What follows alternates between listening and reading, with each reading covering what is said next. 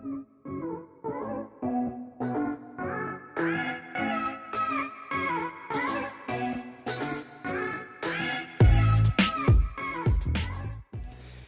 everyone, it's Liz from Media Dev. Today, the topic of discussion is how to create a good work-life balance.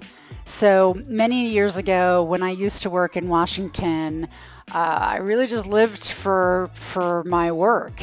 I would get up early every morning. I'd be in the office before my boss. I would work all day. I would take 10 minutes of a lunch break to go grab a sandwich, eat it at my desk, and keep going until late at night. And I got burnt out pretty quickly, which is why I ended up leaving the States. And I think there are a lot of people out there that really see their lives as being ladders, with work being at the top rung, maybe family coming next, friends after that, hobbies, activities, things that you like to do lower down on the scale. But work-life balance is a mindset more than anything else. And I think of it like a circle, because work is important, but friends and family are important too. So are your activities, having time for yourself to do the things that you enjoy.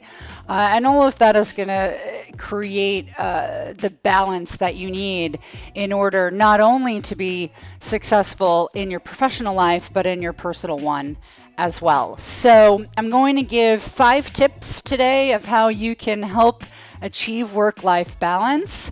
And I hope that they help you. I know that they've really helped me. So tip number 1 is you always have a choice. People sometimes say, I just don't have the time, I can't exercise, I have no time to do that. Well, yeah, you do. You just have to make the time. If it's a priority, you will make the time. You know, I think of a phone call I got the other day from my daughter's teacher who said, yeah, your daughter is sick, you need to come and get her. Well, I wasn't about to tell the teacher, no, I can't, I'm too busy. Of course I was going to go and get my daughter from school. So you drop everything and take her to the doctor. You know, that's what you have to do. And I think that it's the same with other things. If you can organize your time in such a way to make sure that you're including those different types of activities into your daily routine, you'll find that you actually are able to do that. I go to bed pretty early every night. I probably am in bed sleeping no later than 11 o'clock every night. I wake up at 7 o'clock every morning, so I get a really good full night's sleep. That's tip number 2. If you want to have good work-life balance, you can't be tired.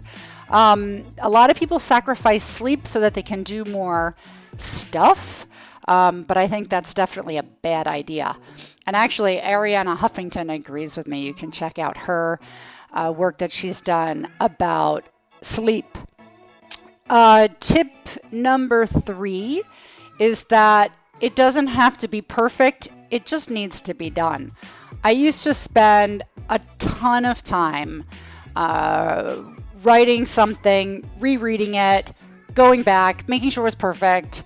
You don't have to do that. Sometimes just getting that first draft out the door is more important than spending hours and hours and hours of time making it to what you think is perfect, when everyone's got a different definition of what perfect is. So you may submit something to your boss is going to make changes to it. So why'd you spend all that time if they were just going to change it anyway? You may as well spend less time, of course, without sacrificing quality. You can't just, turn in something that's terrible, but you should try to find ways that you can do things faster, just so that they get out the door.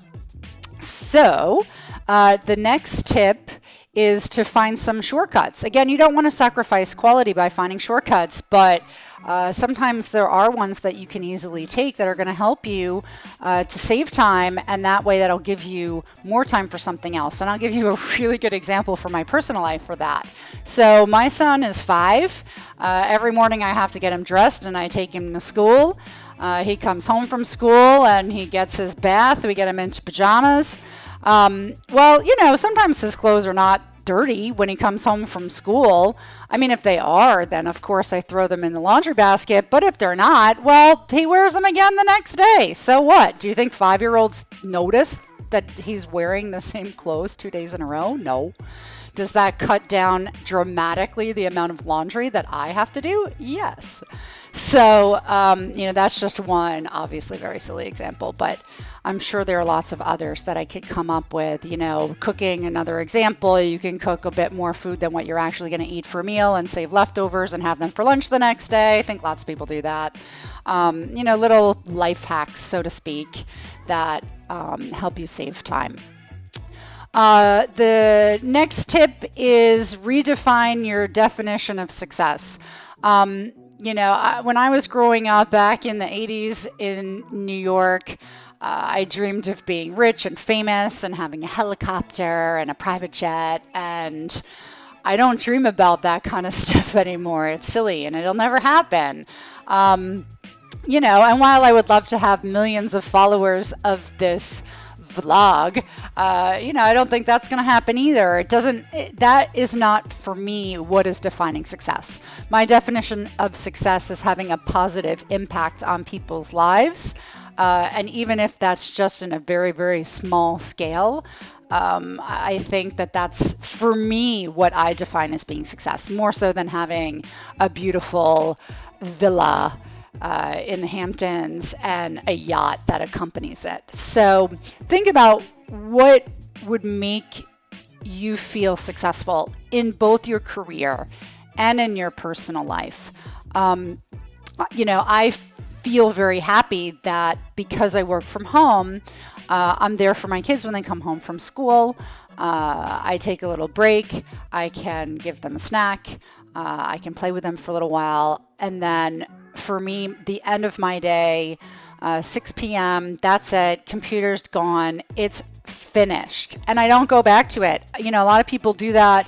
They'll take a dinner break with their family and then they go back to working until 11 p.m. to midnight. I don't do that. I think that you should be able to get all of your work done within normal working hours. And if you can't, it's because you haven't organized your time properly to be able to do so. And the last tip that I have is delegate. Give stuff to other people. You don't have to get everything done all by yourself.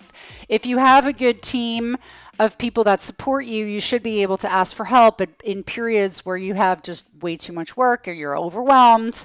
And people that have families should be able to give the kids chores and their husbands, tasks. My husband is great. He goes food shopping every single week, so I don't have to do that. You have to share the responsibilities with other people. And it's very important that you can let go of that kind of perfectionist, I want it to be done so that it's perfect.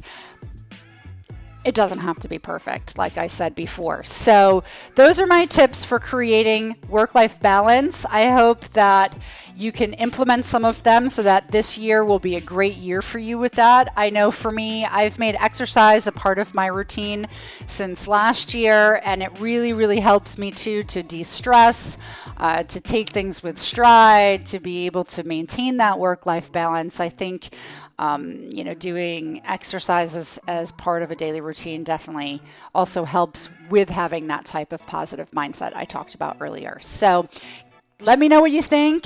Write me a little message at contact@mediadev.com. You can leave me a comment below. I'd be happy to hear from you. How do you create work-life balance for yourself? What are your life hacks to make things easier? Check out our resource library. I've also got a couple of other interesting articles like how to work from home without going insane. And you can get that at www.mediadev.com. Thanks so much. Take care. Bye.